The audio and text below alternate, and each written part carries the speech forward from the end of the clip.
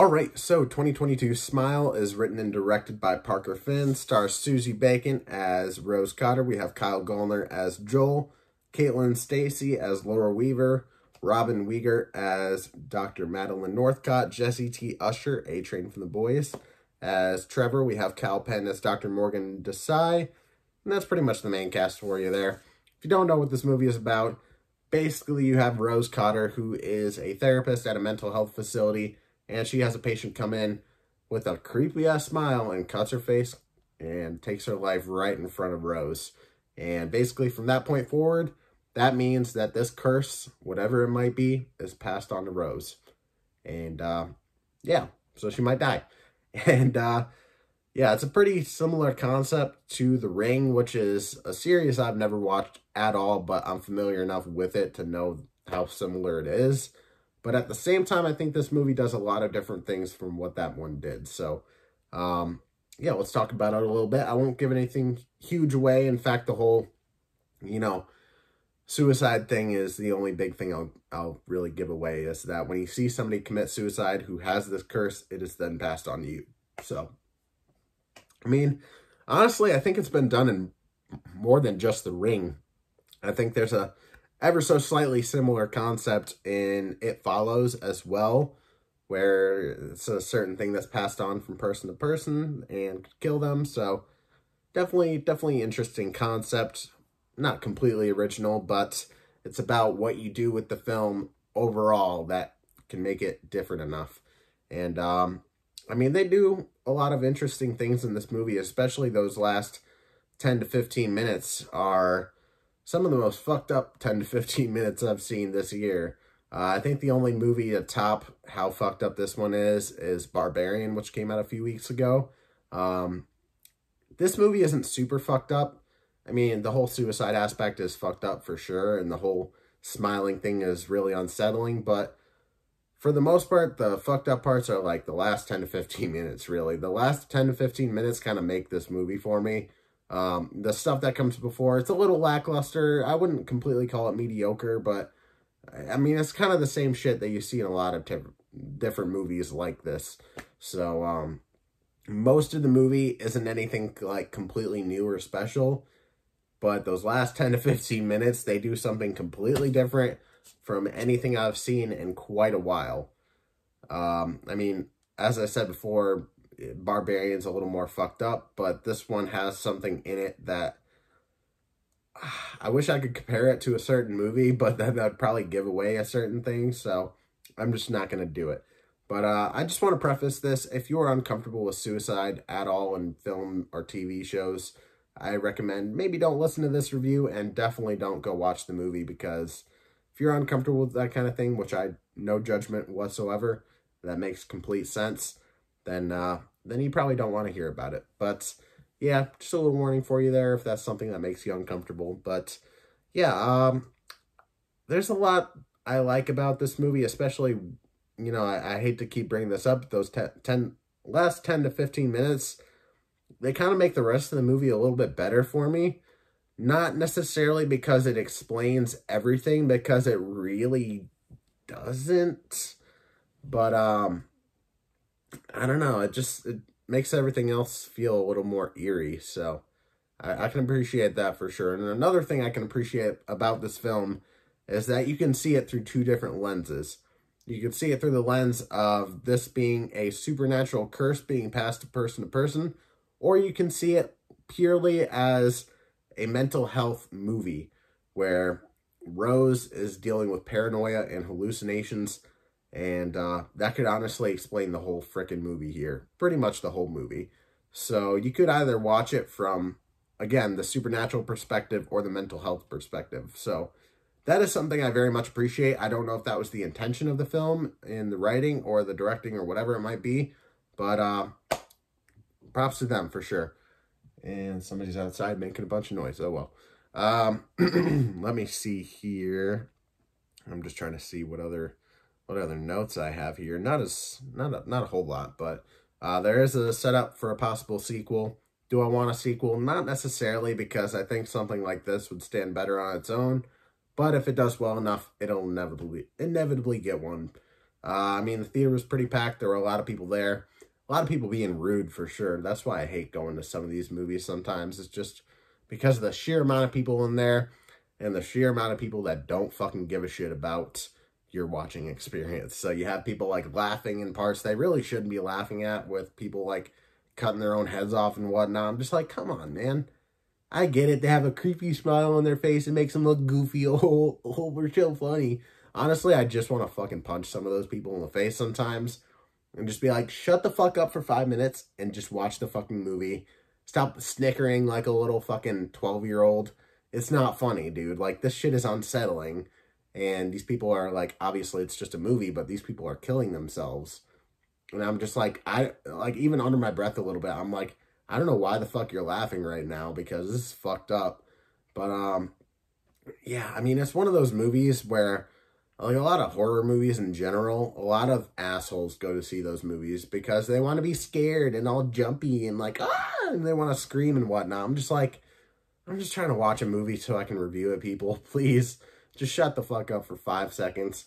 And then you have another guy who, like, you know, when your phone can get text alerts and make your flashlight flash or whatever. Yeah, there was a guy in the, like, front row with that shit on. So, like, every time he got a text, the whole fucking ceiling was just lit up with this stupid fucking flashlight. And I'm like, come on, man. Like, just turn your fucking phone off. And then people, of course, on their phones playing Pokemon Go and whatnot. Like, if you're watching right now and you're a person in the row in front of me playing Pokemon Go, dude, why are you going to pay money for a fucking movie? Especially since it was at 9 p.m.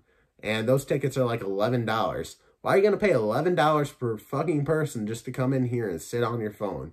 And also they brought in an empty, or not an empty, but they brought in like a can of Monster.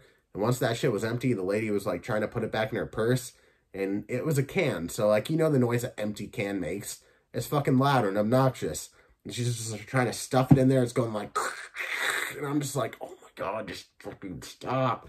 I'm not against people bringing in their own snacks, their own drinks, because I'm not going to lie. I've brought in like Red Bulls and stuff before.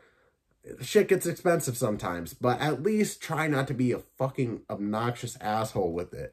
And now that my rant is over, oh wait, one more thing. There was a kid that was like under 15 years old there. It sounded like he was the one that asked to go to the movie, but pretty much by the end of it, he was crying. Like, he came out of the theater crying, and I'm just like, why the fuck would you take your kid to a movie like this? Like, are there any kids' movies out right now? No. I think next week there is. Lyle Lyle Crocodile. Go take your kid to that one. Wait 1 week and take your kid to a movie that will not scar them.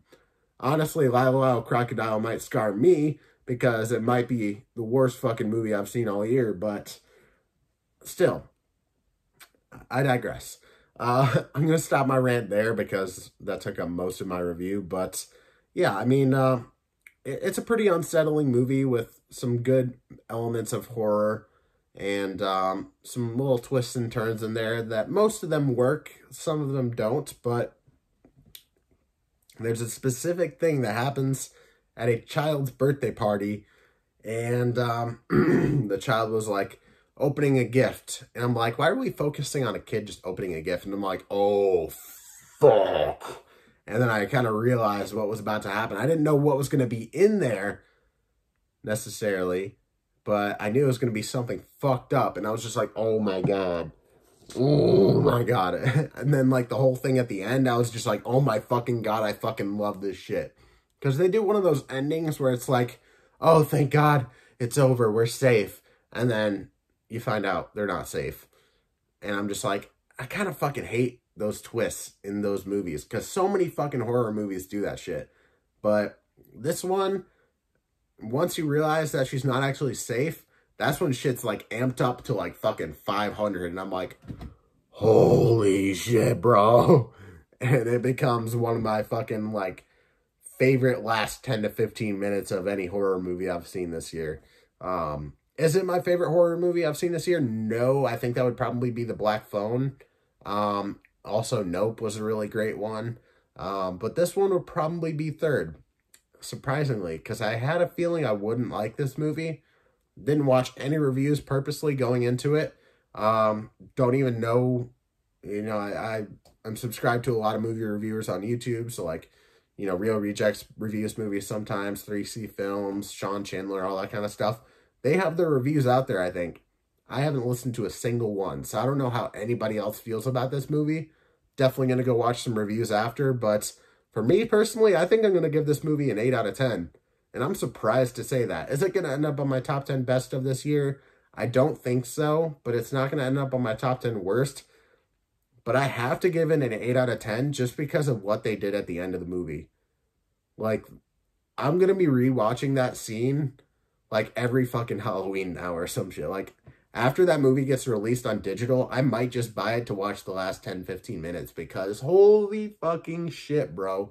In fact, I want to listen to a spoiler review and listen to somebody talk about it. Like, holy shit. I was debating on doing a spoiler review, but I'd have to probably watch the movie one more time. Almost said once again. That would make sense, I guess. But yeah, I'd probably have to watch the movie one more time to fully, like, pick up on everything and take notes for literally everything that happens. So, I don't know. Spoiler reviews, especially for this kind of stuff, is something I don't normally do. But if you really want to see one, I might just be able to do one. Comment down below. Tell me if you want a spoiler review for Smile. I can't promise that I'll do it, but hey, if I have the time, I'll go watch it again and do that spoiler review. But yeah, 8 out of 10 is not bad for something I expected not to like at all. In fact, I thought this movie was just going to be stupid and goofy and fucking lazy, but I mean, it was slow. It was a little generic for a decent majority of the movie. There were some little elements in there where I'm just like, oh my God, some fucked up shit. But for the most part, it wasn't anything like completely new. And then once again, for the millionth time, that last 10 to 15 minutes was just like mind fucking blown. So, that doesn't happen very often with really any movie where anything blows my mind. But, yeah, I mean, this movie definitely did. So will it end up on my top 10 best? I don't know. I really don't at this point. I feel like it has a small chance of ending up on my top 10 best. But we still have really great movies coming out this year. Black Panther 2. Honestly, I don't know what other ones I'm really looking forward to and ones I think I'll actually like. But there's a lot of other movies coming out this year. And there's a lot of movies that have already came out that I already love. Like Batman and Top Gun and all that stuff. So those movies might overshadow this one, but I don't want you guys to go thinking I don't appreciate this one because there's a lot I appreciate about it. There's a lot I don't love about it, but for the most part, the good outweighs the bad for me personally. Is everybody going to love this movie? Probably not, but I think a decent amount of people will find something to enjoy in it at least. So, yeah, there's my review for 2022 Smile. Have you seen it? Comment down below. Did you love it? Did you hate it? Are you in the middle? I definitely liked it a lot. Actually, just thinking about it a little bit more, I think I'm going to give it a 7.5 just because the rest of the movie is a little forgettable, but the big moments that happen in here really do pay off. So I think 7.5 is a little more fair for just how I feel about it. But yeah, like I said, comment down below. Tell me what you thought of the movie. Please, for the love of God, do not spoil anything in the comments. For those of you who haven't seen it, are you planning on watching it? Yes or no? Why or why not? I would love to know. Leave a like on the video, subscribe, hit that notification bell so you never miss an upload. And I will see you in the next one where I should be reviewing Bros. So, see you later.